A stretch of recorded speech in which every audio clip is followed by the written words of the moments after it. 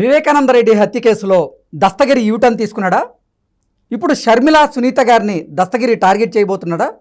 అందులో భాగంగానే సునీత అలాగే షర్మిల గారి మీద కేంద్ర ఎన్నికల సంఘానికి ఆయన ఫిర్యాదు చేశారా అంటే అవునని సమాధానం ఇస్తున్నారు కొంతమంది రాజకీయ విశ్లేషకులు.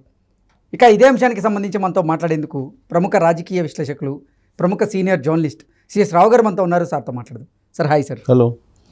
వైఎస్ వివేకానంద రెడ్డి హత్య కేసులో దస్తగిరి యూటర్న్ చేసుకున్నాడని, ఇప్పుడు షర్మిల గారిని సునీత గారిని దస్తగిరి టార్గెట్ చేయబోతున్నారని, అందులో భాగంగానే సునీత అలాగే షర్మిల గారి మీద ఎన్నికల సంఘానికి ఆయన ఫిర్యాదు చేశారు అంటూ కూడా ఒక వార్త బయటకు వస్తున్నటువంటి నేపథ్యంలో ఏంటి సార్ అసలు ఏం జరుగుతుంది ఈ కేసులో? సో ఈ కేసు అనేది మలుపు తిరుగుతుంది. ఒక రకంగా చెప్పాలంటే మలుపులు తిరుగుతుంది. పొలిటికల్ ట్విస్ట్కి ఇది ఒక కేంద్ర బిందువుగా మారింది.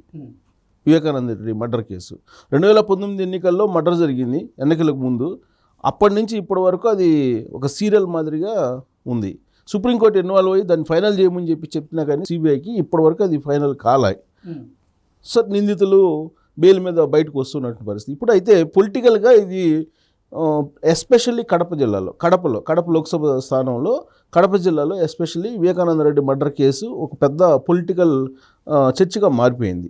ఈ నేపథ్యంలో ఆల్రెడీ దీంట్లో ఉన్నటువంటి నిందితుడు అలాగే అప్రూవ్డ్గా మారినటువంటి దస్తగిరి జేబీఎం పార్టీ తరఫున ఏదో పోటీ చేస్తున్నాడు. అవును, జేబీఎం భారత్ ఏదో పార్టీ ఆ తరఫున పోటీ చేస్తున్నాడు. ఆయన పోటీ చేస్తున్నటువంటి క్రమంలో ప్రచారానికి వెళ్తున్నాడు. ప్రచారానికి వెళ్ళి వివేకానంద రెడ్డి మర్డర్కు సంబంధించినటువంటి అంశాన్ని తను కూడా చెప్తూ జగన్మోహన్ రెడ్డికి ఓటేయొద్దు అని చెప్పి తనకే ఓటేయాలి, జగన్మోహన్ రెడ్డి మీద పోటీ నేనే అని చెప్పి ఆయన పులివెందుల నుంచి పోటీ చేశాడు. ఆయన ఎట్ ద సేమ్ టైము ఇదే వివేకానంద రెడ్డి మర్డర్ కేసుకు సంబంధించి వివేకానంద రెడ్డి సొంత కుమార్తె డాక్టర్ సునీతారెడ్డి అలాగే షర్మిల జగన్మోహన్ రెడ్డి చెల్లెలు వీళ్ళిద్దరు కూడా చెప్తుంది ఏంది, ఇది పొలిటికల్ మర్డరు, ఖచ్చితంగా ఈ మర్డర్ చేసింది జగన్మోహన్ రెడ్డికి సంబంధించి జగన్మోహన్ రెడ్డి తెలుసు, ఆయనే చెప్పాడు, కడప జిల్లా ప్రజలకు తెలుసు, పైన దేవుడికి తెలుసు అని.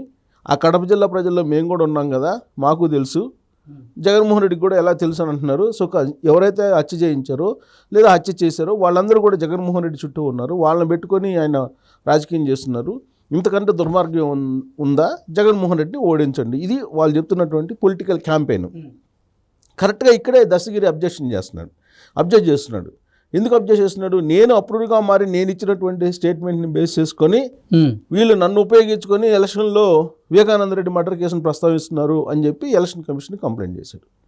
సో వాళ్ళు వివేకానంద రెడ్డి మర్డర్ కేసుకు సంబంధించి నా పేరు ఎత్తకూడదు, నా పేరు ఎత్తకుండా వీళ్ళు ప్రచారం చేయాల్సిందని, నా పేరు ఎత్తితే నాకు రాజకీయంగా నేను నష్టపోతున్నానని ఆయన ఎలక్షన్ కమిషన్కి కంప్లైంట్ చేశారు. ఎందుకు నష్టపోతున్నారు? ఆల్రెడీ మర్డర్ చేసిన వాళ్ళు చెప్తున్నారు అప్రూవ్గా మారాడు దస్తగిరి అని చెప్తున్నారు. అది జగన్మోహన్ రెడ్డి చెబుతున్నాడు ఇండైరెక్ట్గా, మర్డర్ చేసినాడు బయట తిరుగుతున్నాడు అని. వీళ్ళు అంటున్నారు మర్డర్ చేసిన వాళ్ళు అసలు ఎవరు చంపారని చెప్తున్నాడు.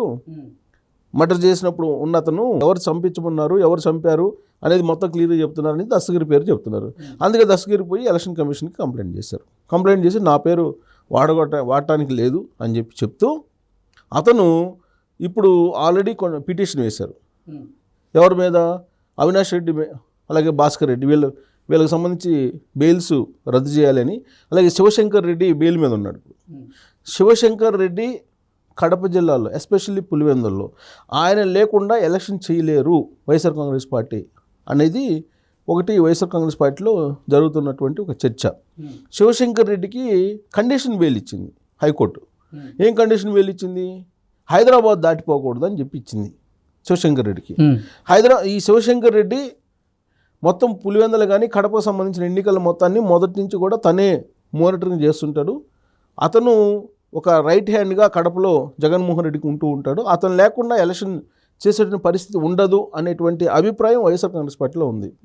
అందుకే ఇప్పుడు ఆ శివశంకర్ రెడ్డి బెయిల్ అనేది రద్దు చేయాలి అని ఇప్పుడు చెబుతున్నారు. ఎవరు? దస్తగిరి. శివశంకర్ రెడ్డి బెయిల్ని రద్దు చేయండి, అలాగే అవినాష్ రెడ్డి బెయిల్ని రద్దు చేయండి, భాస్కర్ రెడ్డి బెయిల్ని రద్దు చేయండి అని చెప్పి ఆయన ఇప్పుడు డిమాండ్ చేస్తూ ఆయన హైకోర్టుకి ఎక్కారు. అలాగే సునీతారెడ్డి కూడా ఆల్రెడీ పిటిషన్ని క్యాన్సిల్ చేసి బెయిల్ పిటిషన్ రద్దు చేసి బెయిల్ని రద్దు చేసి జైల్లో పెట్టండి, నిందితుల్ని శిక్షించండి అని చెప్పి ఆవిడే చెప్తుంది. సో ఈ క్రమంలో ఇప్పుడు బెయిల్ మీద వచ్చినటువంటి వాళ్ళు ఎవరైతే ఉన్నారో వాళ్ళలాగా మాకు కూడా బెయిల్ ఇవ్వండి అని చెప్పి అడుగుతున్నారు. ఎవరు మిగిలినటువంటి వాళ్ళు ఉదయ కిరణ్ రెడ్డి, సమ్ పేరు ఉంది, ఉదయ భాస్కర్ రెడ్డి, వాళ్ళు కూడా ఇప్పుడు ఆల్రెడీ అవినాష్ రెడ్డికి అలాగే భాస్కర్ రెడ్డికి బెయిల్ ఇచ్చారు కదా, శివశంకర్ రెడ్డికి కూడా బెయిల్ ఇచ్చారు కదా, అలాగే మాకు కూడా ఇవ్వండి అని చెప్పి మిగతా వాళ్ళు పిటిషన్లు వేశారు. ఇప్పుడు కోర్టులో ఏంటి, వాళ్ళకి ఇచ్చారు కాబట్టి మాకు కూడా ఇవ్వండి అని చెప్పి అడుగుతారు, సహజంగా అడుగుతారు. సో వీటన్నిటి మీద దస్తగిరి అలాగే సునీతారెడ్డి ఇద్దరు పిటిషన్లు వేసి వాళ్ళ బెయిల్ని రద్దు చేయండి, జైల్లో పెట్టండి అని చెప్తున్నారు. అవినాష్ రెడ్డి అరెస్ట్ అనేది లోక్సభ ఎన్నికల్లోకి ముందే, పోలింగ్ ముందే జరిగేటువంటి అవకాశం ఉందనేది ఒక టాక్ కూడా వినిపిస్తుంది. దాని మీద సుప్రీంకోర్టు దాకా కూడా సునీతారెడ్డి పోరాటం చేస్తూ ఉన్నారు. ప్లస్ అదే అంశం మీద మొత్తం పాలిటిక్స్ కూడా ఇప్పుడు తిరుగుతుంది. జగన్మోహన్ రెడ్డి కూడా దాని చుట్టూనే తిప్పుతున్నారు. వివేకానంద రెడ్డి మర్డర్ కేసుకు సంబంధించి చంద్రబాబు నాయుడు కుట్ర ఉంది, లేకపోతే బీటెక్ రవి ప్రమేయం ఉంది, లేదంటే ఆదినారాయణ రెడ్డి ప్రమేయం ఉంది, ఇది ఇల్లీగల్ కాంటాక్ట్ ప్రమేయం ఉంది అని చెప్పి ఒక రకంగా, ఇంకోసారి అసలు బెంగళూరులో ఏదో జరిగింది ల్యాండ్ ఇష్యూ, దానికి సంబంధించి జరిగిన మర్డర్, ఇవన్నీ చెప్తున్నారు. కానీ సిబిఐ ఛార్జ్షీట్లో పొందుపరిచిన అంశం ఏంటంటే అవినాష్ రెడ్డి, భాస్కర్ రెడ్డి వీళ్ళిద్దరు కలిసి చేసినటువంటి కుట్ర, దాంట్లో భాగంగా చంపారు, ఎర్రగంగిరెడ్డి చంపారని చెప్పి ఎవరు చెప్పారు, రవీంద్రనాథ్ రెడ్డి చెప్తున్నాడు.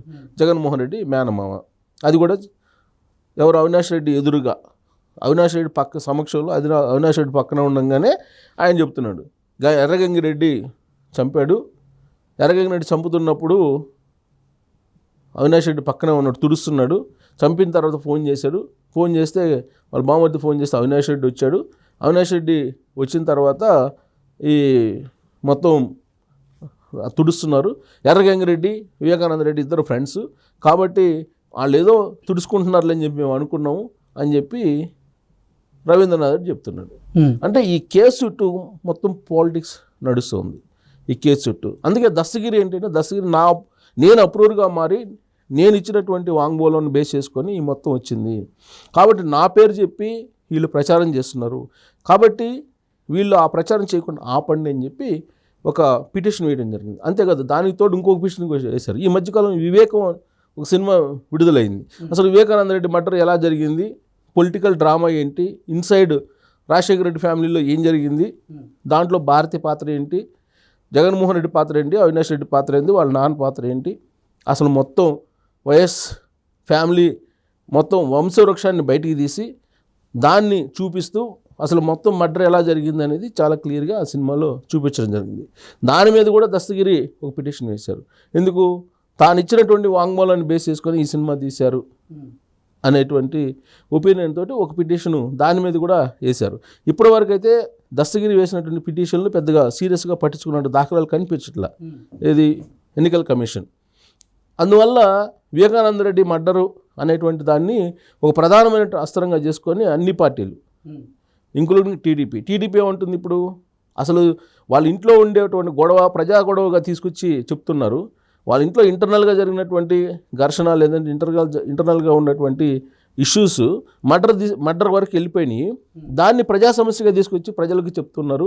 ఇది జగన్మోహన్ రెడ్డి షర్మిల ఆడుతున్నటువంటి ఒక గేమ్ అని చంద్రబాబు నాయుడు చెప్తున్నారు. ఇప్పుడు జగన్మోహన్ రెడ్డిని చెప్తున్నారు, చంద్రబాబు నాయుడు వల్ల చిక్కున్నారు మా చెల్లెళ్ళు, ఆయన చెప్పినట్టు వింటున్నారని ఆయన అంటున్నాడు. సో ఎవరిది నిజం అనేది ప్రజలు ఇప్పుడు ఆలోచిస్తున్నారు. సో జగన్మోహన్ రెడ్డి చెప్తుంది నిజమా, చంద్రబాబు నాయుడు చెప్తుంది నిజమా అని. చంద్రబాబు నాయుడు చెప్తే వినే అంత అమాయకులా మీ చెల్లెళ్ళు కాదు కదా. మీ చెల్లెళ్ళు ఎంత తెలియగలలో సమాజానికి తెలుసు. చంద్రబాబు నాయుడు చెప్తే వినే పరిస్థితి కాదు కదా. అసలు దుర్మార్గుడే జగన్మోహన్ రెడ్డి అని వాళ్ళు అంటున్నారు. నమ్మించి మోసం చేశాడు, మమ్మల్ని నట్టేట ముంచాడు, నడి రోడ్లో నిలబెట్టాడని చెప్పి వాళ్ళు కన్నీళ్ళు పెట్టుకుంటున్నారు. సో నట్టేట ముంచి నడి రోడ్లో నిలబెట్టింది ఎవరు, జగన్మోహన్ రెడ్డిని వాళ్ళే చెప్తున్నప్పుడు దీంట్లో చంద్రబాబు నాయుడు ప్రమేయం ఏముంటుంది, ఉండదు కదా. సో కాబట్టి ఈ దస్తగిరి ఈ పిటిషన్ వేయటం వెనుక కేవలం తనను ప్రొజెక్ట్ చేస్తున్నారు, తన పేరు చెప్పి తను ఏదో వాడుకుంటున్నారు అనేటువంటి యాంగిల్లో వాళ్ళు చెప్తున్నారు. అయితే ఇంకొక యాంగిల్ ఏంటంటే, అసలు దస్తగిరి ఈ పిటిషన్ వేయటం వెనుక వైఎస్ఆర్ కాంగ్రెస్ పార్టీ ప్రమేయం కూడా ఇండైరెక్ట్గా ఉంది అనేది కూడా ఒకటి వినిపిస్తుంది. ఎందుకంటే ఇది ఫ్లేవర్ అయింది. ఇప్పుడు ఎటు నుంచి ఎటు వెళ్తుందో తెలియట్లా వివేకానంద రెడ్డి మర్డరు చర్చ అనేది. సో దాంతో వైఎస్ఆర్ కాంగ్రెస్ పార్టీయే దస్తగిరి చేత వేయించింది అనేటువంటి ఇంకొక టాక్ కూడా ఉంది. సో మొత్తం మీద ఏంటంటే ఒక యూటర్న్ అయితే తీసుకున్నాడు ఈ పిటిషన్ ద్వారా అని చెప్పి మనం భావించడానికి అవకాశం. ఓకే.